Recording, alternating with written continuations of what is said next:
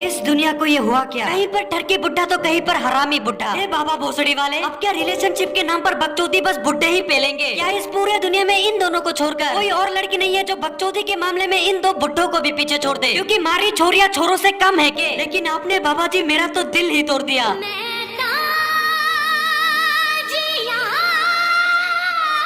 आखिर आपके राज में इतनी बड़ी हिपोक्रेसी क्यों? क्यों बाबा जी क्यों?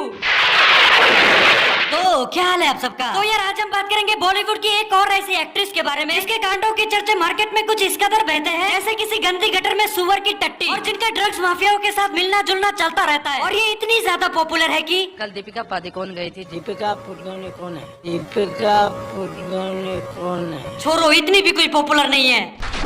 एंड जो खुद किसी को रेसिस्ट बुलाती है, दूसरी तरफ काली गांड को सफेदी की दुकान पर रहने वाली क्रीम भी बेचती है।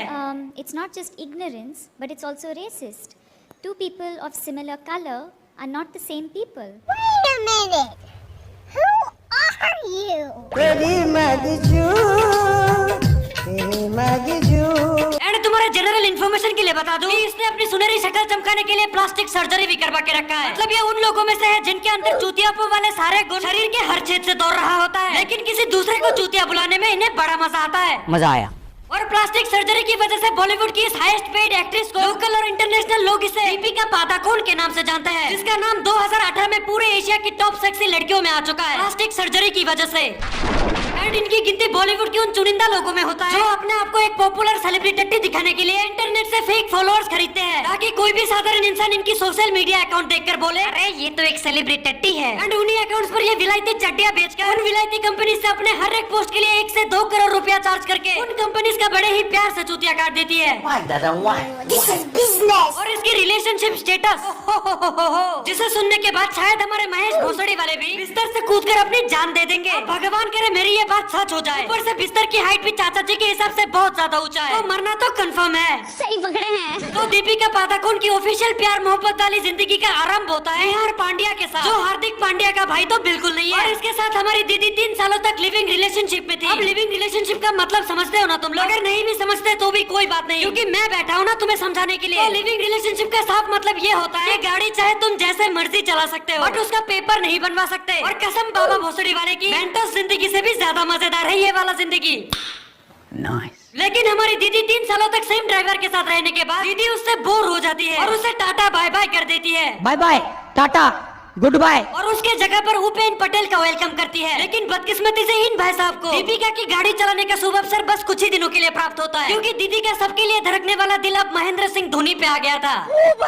लेकिन दीदी पे इतना औकात नहीं था कि वो धोनी को ड्राइवर का डी भी बना सके। ऊपर से ये ठहरा हेलीकॉप्टर चलाने वाला आदमी और ये ठहरी खटारा ऑटो। इस वजह से ये रिश्ता भी ज्यादा दूर तक चल नहीं सका। फिर दीदी 2 घंटे लगातार लेटरिन में बैठने के बाद ये फैसला लेती है धोनी ना सही, धोनी का दोस्त ही सही। नहीं ये मजाक हो रहा है। 1 सेकंड यार, मजाक हो रहा है। और यहाँ पर हमारी दीदी अपनी औकात एक बार फिर से भूल जाती है। तो ये रिश्ता भी कहाँ टिकने वाला था। तो 2 लेजेंड से धक्के खाने के बाद हमारी दीदी अपने औकात में आ जाती है और अपनी स्टीयरिंग सिद्धार्थ मालिया को दे देती है, जो रिश्ते में विजय मालिया के बेटे लगते हैं। एंड सिद्धार्थ को दीपिका की गाड़ी इतना ज्यादा पसंद आया कि वो खुश होकर हमारी पादुकोण को एक फ्लैट गिफ्ट कर देता है और किंगफिशर की फैशन शोज में मॉडलिंग करने का चांस भी देता है। लेकिन सूत्रों की माने तो विजय मालिया चोर है और उसका बेटा गे है। और हमारे बड़े बुजुर्ग बार बार ये कहते हैं कि अगर तुम गाड़ी चला नहीं सकते तो तुम गाड़ी को कितना भी साफ और सजा क्यों न लो, वो गाड़ी तुम्हारे पास ज्यादा दिनों तक टिकने नहीं वाला है। और इसके साथ भी बिल्कुल ऐसा ही हुआ। फिर इसकी सपनों की सड़क पर एक और नया ड्राइवर एंट्री मारता है जिसका नाम था मुजम्मिल इब्राहिम, जो 1 साल तक इसकी गाड़ी बड़े मजे से लेता है।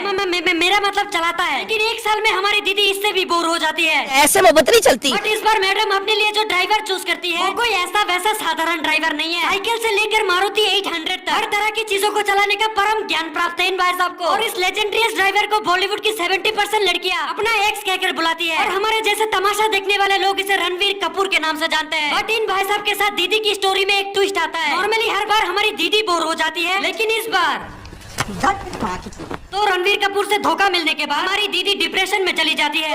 यही तो होता है, अपने साथ बॉयफ्रेंड्स के साथ लॉयल रहने के बाद भी जब तुम्हें पता चलता है कि तुम्हारा अनऑफिशियल पति तुम्हें चीट कर रहा है, अब डिप्रेशन तो होगा ही। हाँ, वो बात बेशक अलग है कि नाटक कर रही थी भूसड़ी वाली, क्योंकि दीदी को ये अच्छे से पता है कि हमारे देश में किसी रेप विक्टिम को जस्टिस मिले ना मिले, लेकिन इंटरनेट पे मगरमच्छ की आंसू बहाती हुई लड़की को देखकर सिंपैथी बाल्टी भर के दिया जाता है। धिक्कार है हम पर। तो इसी चीज का फायदा उठाते हुए दीदी ने लाखों में फॉलोअर्स छाप लिया और साथ में डिप्रेशन भगाने का धंधा भी खोल लिया। एंड अपने उसी कंपनी का प्रमोशन करते हुए हमारी दीदी सुशांत के डेथ के बाद अपने ट्विटर पर डिप्रेशन से रिलेटेड 11 पोस्ट डालती है, जिसमें से एक पोस्ट में ये लिखा था, depression is from mental illness. मतलब इन बॉलीवुड वालों के हिसाब से लौंडा मेंटली एकदम टनाटन है, लेकिन ये मेंटली बीमार है।